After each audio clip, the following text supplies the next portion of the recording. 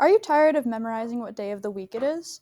Are you tired of knuckle counting your fingers to remember the months? Are you tired of remembering when leap year is? Well, introducing the Cotsworth calendar and why we should have 13 months. Today we are going to go over the Gregorian calendar and we should change it, why we should change to the Cotsworth calendar, and the problem that arises with the Cotsworth calendar. Our Gregorian calendar and why we should change it. The Gregorian calendar was introduced in 1582 by Pope Gregory XIII. It revolved around the date of Easter. The reason why they changed to a Gregorian calendar is because our previous Julian calendar was off by 0.22 days. So they changed it to 0.25 days. It's not perennial, which means each year starts off on a different day of the week, and calendars expire every year. The months are not equal in length, so people may need to rely on knuckle counting to remember the length of each month.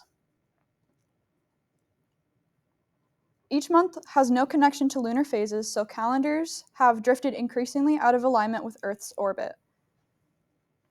Why should we switch to the Cotsworth calendar? Cotsworth calendar was introduced by Moses B. Cotsworth in 1902. He introduced the International Fixed Calendar, also known as the 13th month calendars. He found that monthly accounting was greatly complicated by the fact that months did not divide evenly into weeks. He founded the International Fixed Calendar Society and League in an effort to gain adoption of the calendar by organization and governments. Now, why should we trust a random man to change our time and calendar? Well, logistically, each of the 13 months would have 28 days exactly, and exactly 52 weeks accounting to 364 days. Every first of a month would be a Monday, and every end of a month would be a Sunday, no matter what. Holidays like Easter and Thanksgiving will have a set day, and for skeptics and horror fans, every month would have a Friday the 13th. Now, scientists have it concluded from the International Fixed Calendar League that the month will be placed in the middle of June and July, and the month would be named Sol or Solember to celebrate the summer solstice. And economically, the calendar is the same every year, unlike the Gregorian calendar, which means scheduling is easier for institutions and industries. Stats by months are accurate since every day of all months would be equal in length.